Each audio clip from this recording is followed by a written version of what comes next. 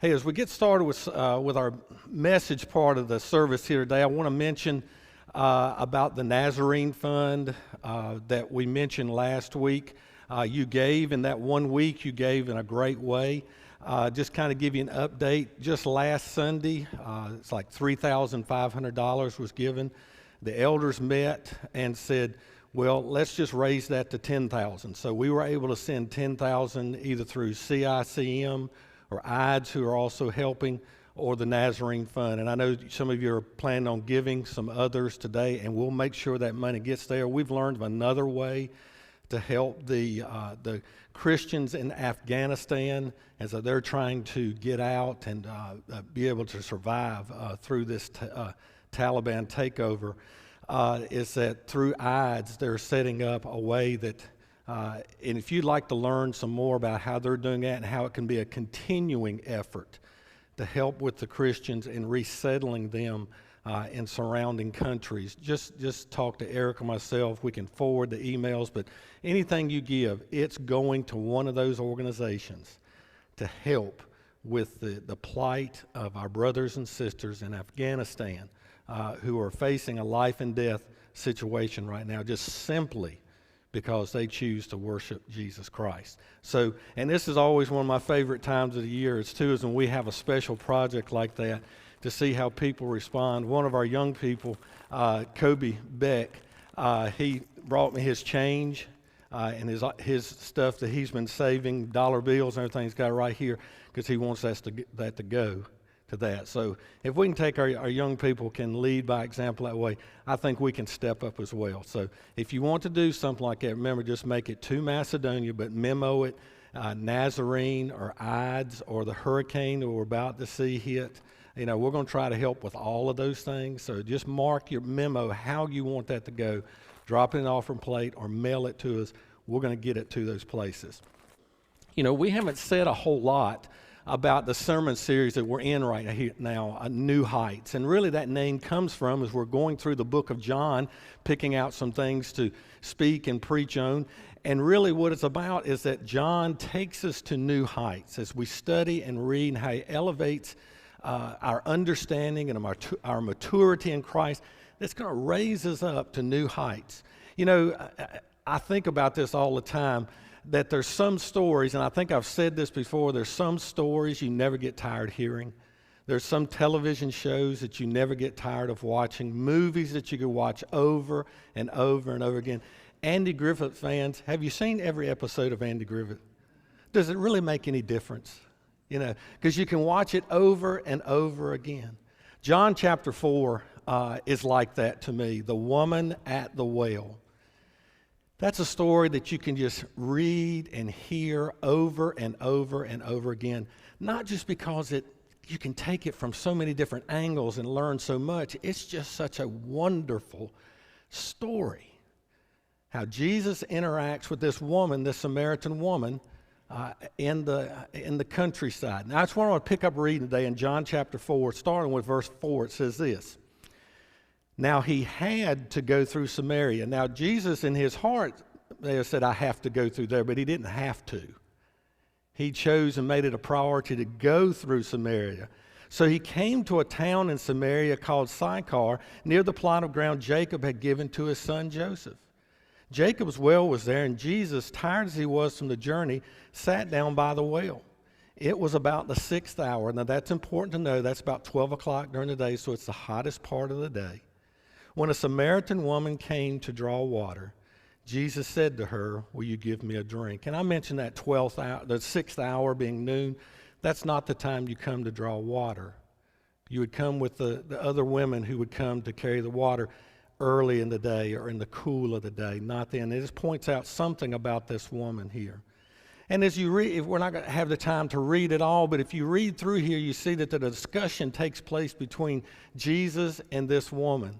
And it starts with Jesus asking for a drink of water. And she says, what is a Jewish man asking a Samaritan woman for a drink of water? That just doesn't happen. And so Jesus turns the conversation to living water. And she goes, boy, I'd like to have some of that living water, and I wouldn't have to come and draw water like this every day. And Jesus talks to her about it and says, why don't you bring your husband? I'll tell you all about it. And she says, well, I'm not married. Jesus says, you're right.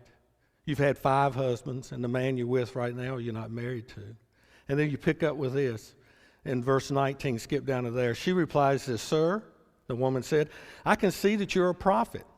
Our fathers worshiped on this mountain, but you Jews claim that the place where we must worship is in Jerusalem. You know how we deflect sometimes? When the heat gets a little too hot, when somebody's talking to us a little too hot, we'll change the subject. Now, whether or not she's sincere or she's just trying to get Jesus off of the subject of her past life, whether it's sincere or not, we don't know. But it's a good effort. She tries anyway to do that. She tries to change the subject here for whatever reason. Look at verse 21. Jesus declared, Believe me, woman, a time is coming when you will worship the Father, neither on this mountain nor in Jerusalem. You Samaritans worship what you do not know. We worship what we do know, for salvation is from the Jews. And here's where it gets really important. Yet a time is coming and has now come when the true worshipers will worship the Father in spirit and truth, for they are the kind of worshipers the Father seeks. God is spirit, and his worshipers must worship in spirit and in truth. History reminds us that we, Christians, have been more concerned with buildings, styles of worship, singing, instruments or no instruments, how we dress, do we do communion every Sunday or not every Sunday, than we have been concerned with worshiping in spirit and truth. Let's just be real honest about it. Churches around the world. This Samaritan woman focused on a location. She says, is it on this mountain or is it in Jerusalem? Is it the Jews or is it the Samaritans? She was focused on a location. Jesus says, none of that matters anymore. None of that matters. Why is it such a relevant subject for us to talk about this in 2001? Well, if you're like me, for most of my life, I just bebopped along. Got up on Sunday mornings. You knew you were getting in the car and you were going to church. You didn't even have to think about it. But a worldwide pandemic changed some of that. It changed how we questioned how we did things, how we had to rethink how we gathered, where we gathered, the methods that we used, the motives that were behind how we gathered. There are 87 Hebrew and Greek words in the Bible that refer to worship, and worship is referenced 600 times in the Bible. That tells us 2 things here. One, we cannot avoid worship. We cannot avoid the subject of worship. And 2, I'm not good enough in 25 minutes to capture everything there is to be said about worship. I realize that going in.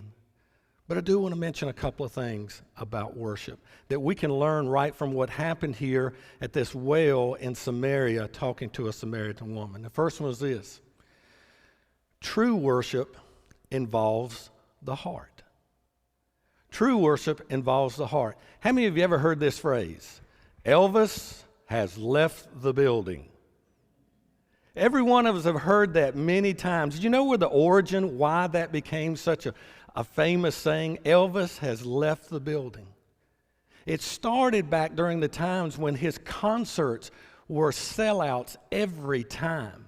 And people, when he would finish his concert, people would not leave.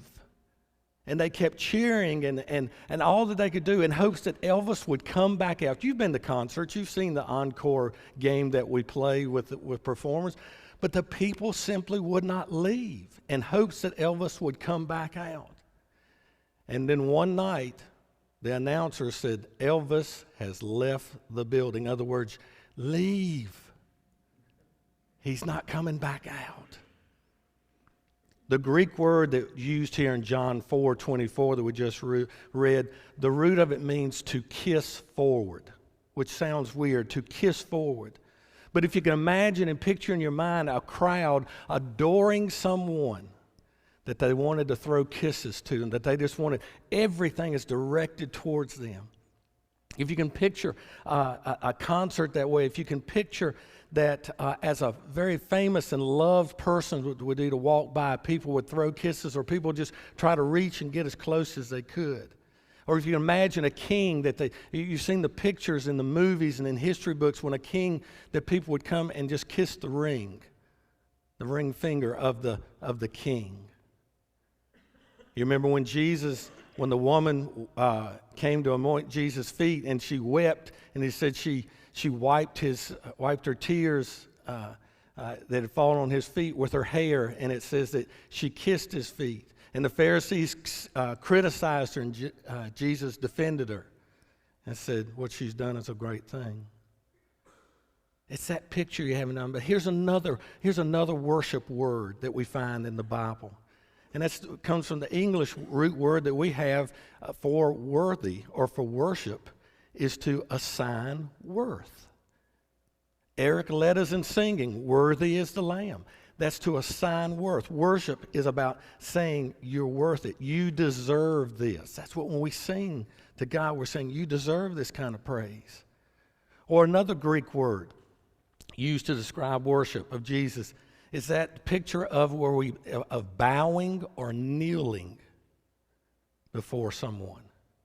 Now you can look at that two ways. You can look at bowing or kneeling because a cruel king or leader is about to step and force your neck down to make you do it. But that's not the Greek here. The Greek here is that you bow out of reverence, out of respect, that is what you want to do. You're drawn to do that. You know what the most common position of worship is in the Bible? I'm too old to do it right now. It says they fell to their knees. They were overwhelmed and they surrendered by going to their knees. But they fell to their knees. That is the picture, on one of the Greek words, a picture of worship. And so you got to ask yourself, what brought us to worship here today? What brought us here today? And I'm not talking about a Ford or a Chevrolet. I'm talking about what brought us here. Was it to surrender, to be overwhelmed by God, to bow before Him, to show Him praise because He is worthy of it? Well, here's another thought. True worship involves praise of the lips. If I can mention, I've really got a theme today of words in the New Testament, or words in the Bible about what worship is. We've heard the word eulogy before. The root of that means to bless, not to be blessed, but to give blessing. We praise by lifting praises of blessing. We've heard the word doxology before. That means to glorify. So, and that is mentioned in worship of God. We can't give God glory because He's already got it. But we recognize it. We praise it. We say it. And then when you tie together a third word that's mentioned about praise is anaio, means to praise. Specifically, now they get this, specifically to recognize what God has done historically. In other words, when you praise, you recognize what He has done, and that's what makes it worthy of His praise. These are such beautiful words, a beautiful mind picture for us to live by. I want to go to Revelation chapter 5, starting with verse 9, says this. And they sang a new song. Remember, this is the picture of heaven. You are worthy to take the scroll and to open its seals because you were slain. Talking to Jesus, of course. And with your blood you purchased men for God and from every tribe and language and people and nation. You made them to be a kingdom and priest to serve our God, and they will reign on the earth. And then I looked and heard the voice of many angels, numbering thousands upon thousands and 10,000 times 10,000. Ever been in a choir like that? They encircled the throne and the living creatures and the elders. In a loud voice they sang, "Worthy is the Lamb who was slain to receive power and wealth and wisdom and strength and honor and glory and praise." Then I heard every creature in heaven and on earth and under the earth and of the sea, and on the sea, and all that is in them, singing, "To him who sits on the throne and to the Lamb be praise and honor and glory and power forever and ever." Isn't that some of the most awesome words in the entire Bible? That picture that John paints for us of what it's going to look like, what it's going to sound like to be before Jesus for the first time. But when you look at that, you see that they're singing, they're praising, they're giving worth and honor because of what Jesus has done. We can do that on Sunday mornings by praying, by studying, by taking the Lord's Supper, and of course by the fellowship that we have together, and by the singing. But this is the important part.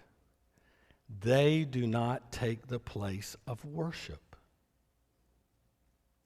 They're what we do in worship, but they do not take the place of worship. You can stand two people by them together, and they sing and they pray and they listen and they take notes and they fellowship and laugh and talk. Identical.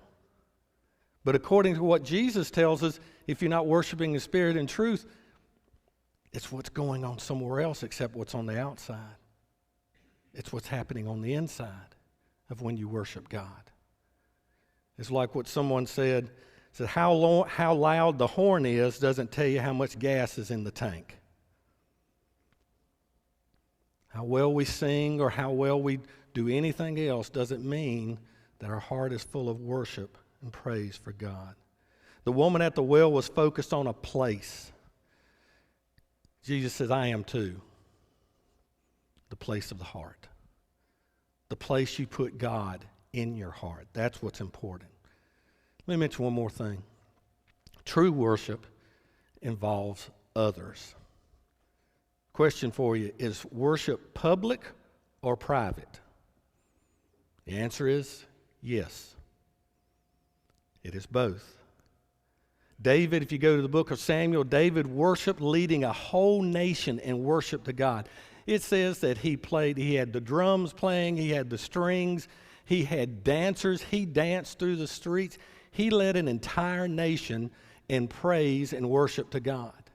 But in that same book, we find David going by himself into the temple before the Lord, just him and God, contemplating, asking God questions. Worship is private and it's public. It's not one or the other. It's not alone. Hebrews 10:24 says, "And let us consider how we may spur one another on toward love and good deeds." Isn't that awesome? That we're to spur one another, encourage other, keep us moving in the right direction. But you know what the next verse says? The way you do it, he says, is so don't stop meeting together. He said the way you're going to do this is because you gather together as a group to worship. It's not one or the other when it comes to worship. Can you worship God on a boat? Can you worship God on the beach? Can you worship God on a ball field? Can you worship God sitting in your recliner at home? The answer is absolutely yes. That's not the question. The question is why are we at the beach or on the couch or on a ball field or golf course or wherever it is when it's time to worship? That's the question here. I'm not saying this in a braggy way. I don't mean it that way. It's just been a conviction of Janice and I. I think the whole time that we have been married, when we've been away from church, if it wasn't illness, I don't think there's maybe one time, and we know of one, that we didn't find a place to worship on that Sunday morning, that we didn't find a church to went to. But several years ago, we were in Aruba with two other couples, and several days before the Sunday, we began to Google and look for a church to go to, and either nothing was close by or the fact that it wasn't in our language, it wasn't interpreted, and so we came to the conclusion between the three couples says, we'll have our own church service. And one said, I'll take care of the communion meditation. Another one said, I'll take care of the praise and worship. Another said, I'll go buy the communion supplies. And so 6 people went out on a beach in Aruba one morning, and with our phones we sang along and sang praise and worship. Somebody served communion, and we worshiped. It wasn't a question of could we or can we. It was that we did. At that point in that time, it didn't matter where we were, we worshiped. The pandemic, people, even before the pandemic, people have dealt with health issues, either for themselves or others, that made it next to impossible to be in worship on Sunday morning, joining together as a family. The question we have is not can we, is it what we do, why we're at that place. Some of you understand and know how it felt that when we had to do everything virtual for a short time there, that it got easy to be comfortable sitting on the couch. And the kids stay in their pajamas. You didn't have to get them ready, and you could just do everything online. And some of you that are very honest said, I just got used to that. It was hard to come back. If that's what you have to do, God honors that. But you got to ask yourself, why am I there? Is it just because it's more comfortable for me? Then we have problems. Public or private worship, which is the most effective? The answer is yes. This picture here that I got permission to put up is Stephen Lilly having his nighttime prayers with his daughters. And this little head with some little folded fingers that you can see is Sadie. And Jenny snapped a picture of them doing their nighttime prayers. Now let me ask you something. Which worship will last longer, make the more effect for a lifetime? This or the fact that Sadie's in kids' church right this moment? And the answer is that both either strengthen or weaken the other. If we take one at the expense of the other, then we only weaken the overall plan of raising someone to know God, to worship them with their entire lives. It's not either or. It's that you find and place them both in your lives. One of the most exciting things about this story in John 4 to me is immediately after Jesus revealed himself to this woman here that he was the Son of God, she went back to town. She went back and she told everybody. They came out, listened to Jesus, and they became followers of Jesus. She did what she should have done. She did what the Spirit led her to do, and that was to involve others. As a matter of fact, I've never realized this. It just never clicked with me, but the very first missionary journey grew out of a worship service. In Acts chapter 13, verses 2 and 3, it says this: while they were worshiping the Lord and fasting, the Holy Spirit said, "Set apart from me Barnabas and Saul for the work to which I have called them." So after they had fasted and prayed, they placed their hands on them and sent them off. It was in worship that they received the word, send these guys. And they did it, and they agreed. Jesus' answer to the woman removed so much stuff that we put in the way. The wheres, the whos, the clothes, the style, etc. The pandemic hit everybody hard, including churches. It has disrupted our normal way of life. When it comes to the church, the pandemic didn't cause many of our worship problems. It revealed our worship problems. It revealed where our hearts have been and how we view God in worship.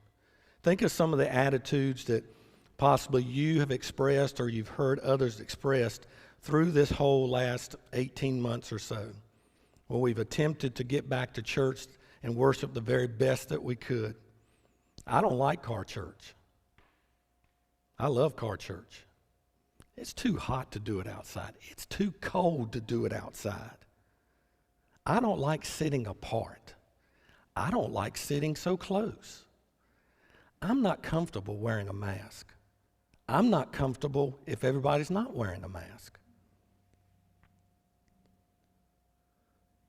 It's just not the same if we're not in the sanctuary. These chairs are just not as comfortable. You get my point? Not one of those things that churches have heard for the last 18 months had anything to do with worshiping God. It was about me. It was about how I felt about worship. Before the pandemic, churches fixated on songs, the style of songs, the number of songs, whether you sit or stand, how many times you pray, who gets to pray, whether children should be in worship, whether we wear ties and coats, women wear dresses, if you have to wear socks with your shoes. Trust me, it's all been brought up at some time or another. But worship is about giving. It's not about receiving. Worship is about giving to God His due, His praise, to sing and to speak of His worth. Worship is about giving. Now, you know, by looking at me, you can tell I love to shop at Hobby Lobby. Now, Janice was in Hobby Lobby, and we were in there, and I noticed a nice plaque. It was there, and it said this: "I'm not needy, I'm wanty." We need to come to worship, not for what we want, but we need to come with need-filled hearts, with the attitude and knowing that I need a God like He is. I need to come before a God that I can fall down on my knees and ask for forgiveness, and He will. I need to come and recognize the greatness of this God. I need this. And you know what? You forget all of the wants. Don't worry that you have preferences. I do too. But do not let your preferences get in the way of what true worship and true praise of God is. Around every dinner table, ride homes from churches, there's been comments like, you know, I didn't get a thing out of that service. I didn't get anything out of his sermon. I don't know who picked out those songs. Whew, I don't know what she was trying to sing. Instead of saying, Lord, I didn't get anything out of this, why about we end the day by saying, Lord, I hope I gave you my best. In worship today, I hope, I pray, I gave you my best because you deserve it.